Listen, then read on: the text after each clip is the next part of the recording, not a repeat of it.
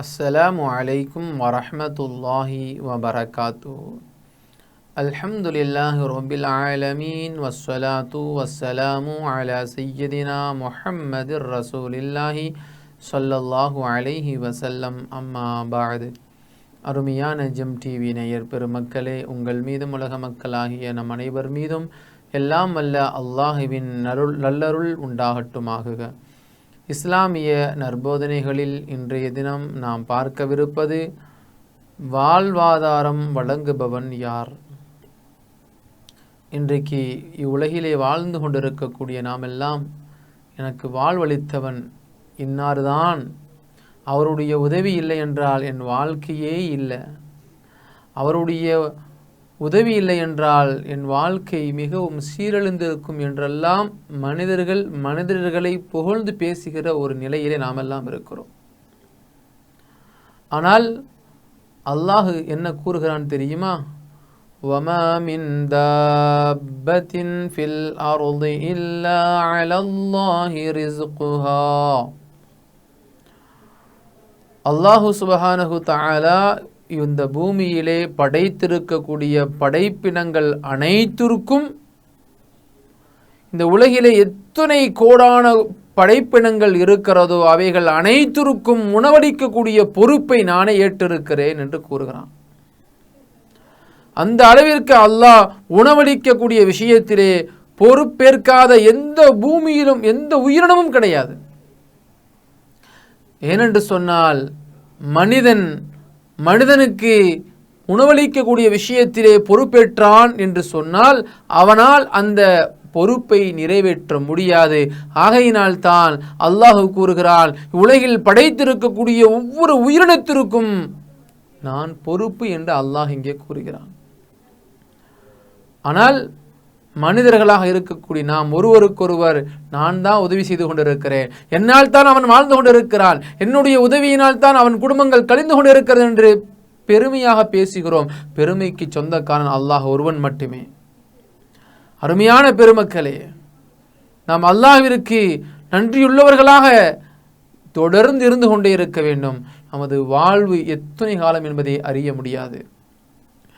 செல்வம் ஒருவனுக்கு இருக்கிறது என்று சொன்னால் அந்த செல்வத்தை இறைவழியில் செலவு செய்து அதனுடைய நன்மையை பெற வேண்டும். ஏனென்றால் செல்வம் கொடுத்தது அல்லாஹ்.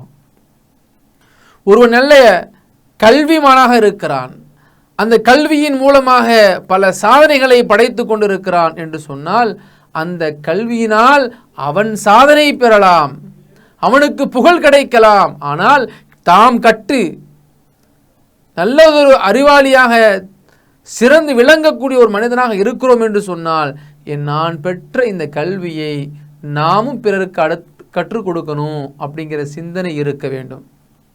ஏனென்றால் கல்வி என்பது, ஞானம் என்பது அல்லாஹ் கொடுத்த நியாமத். அதே போன்று ஒரு மனிதனிடத்திலே வாகனம் இருக்கிறது என்று சொன்னால், ஒரு மனிதனிடத்தில் வாகனம் இருக்கிறது, அந்த வாகனத்தை நாம் மட்டுமே பயன்படுத்த வேண்டும், நமது வாகனத்தில் யாருமே அமர்த்தி செல்லக்கூடாது அப்படின்னு நினைக்கக்கூடாது. மாறாக நாம் தனியாக செல்கிற பொழுது யாராவது உதவின்னு கேட்டாங்களா, அவங்கள என்ன செய்யணும், நம்ம வண்டியில் அழைச்சிட்டு போகலாம் அப்படிங்கிற சிந்தனை இருக்கணும். அதை விடுத்து என்னுடைய வாகனம், நான் அதில் யாரையும் ஏற்ற மாட்டேன் என்கிற பிடிவாதம் இருக்கக்கூடாது. ஏனென்று சொன்னால், அல்லாஹு தஆலா நம்மை சத்திய இஸ்லாமிய மார்க்கத்தில் நிலைக்க செய்திருக்கிறானா, இந்த இஸ்லாமிய மார்க்கத்தினுடைய ஞானத்தை கொடுத்திருக்கிறானா, இஸ்லாமிய மார்க்கத்திலே பற்றி பிடித்து வாழ்வதற்குண்டான வழிகளை அல்லாஹ் அமைத்து தந்திருக்கிறானா? இறைவா, இஸ்லாமிய மார்க்கத்தில் நிலைக்க செய்து வாழ்வை தந்த இறைவா, உனக்கே எல்லா புகழும் என்று எந்த ஒரு மனிதன் நன்றி செலுத்துகிறானோ அவன்தான் உண்மையான இஸ்லாமியனாக இருக்க முடியும். அது மட்டுமில்லாமல் வெறுமனே வாயினால், வெறுமனே நாவினால் அல்ஹம்துலில்லாஹ், மாஷா அல்லாஹ், இன்ஷா அல்லாஹ் என்று அல்லாஹுவை புகழ்வது பெரிதல்ல. மாறாக உளப்பூர்வமாக அல்லாஹுவை புகழ வேண்டும்.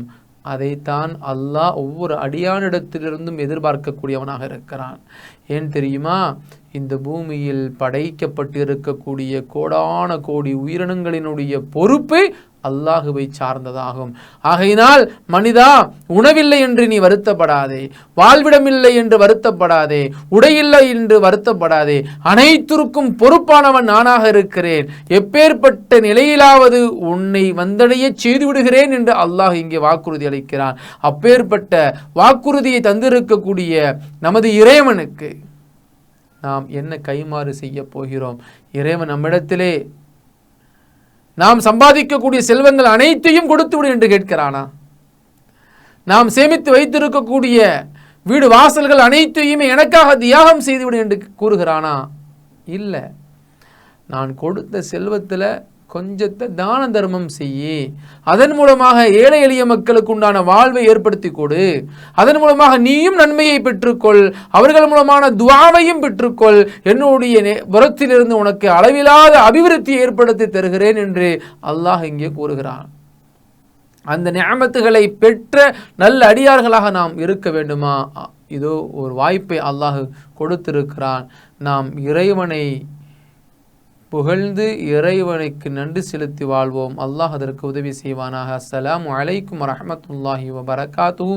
இன்ஷா அல்லாஹ் மீண்டும் நாளை சந்திப்போம்.